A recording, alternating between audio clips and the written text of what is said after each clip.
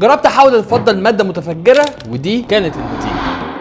في الاول محتاجين ان احنا نحضر مركب معقد حبتين. في الاول هبتدي اضيف 200 مللي من الميه المقطره اللي هضيف لها 1.7 جرام من مقطرات الفضه. بعد كده هبتدي اضيف 9 مللي من الامونيا عشان يتكون عندي اللون البني ده، ومعنى ان انا نسبي مظبوطه ان انا اول ما اقلب اللون البني عندي يختفي تماما زي ما انتم شايفين. اخر خطوه عندي في المحلول ان انا اضيف نص جرام من هيدروكسيد الصوديوم. في الناحيه الثانيه هبتدي احضر غاز الاسيتيلين وبعد كده ابتدي امرره في المحلول اللي انا حضرته عشان يترسب عندي المركب اللي انا عايزه اللي هو السيلفر اسيتيلايت.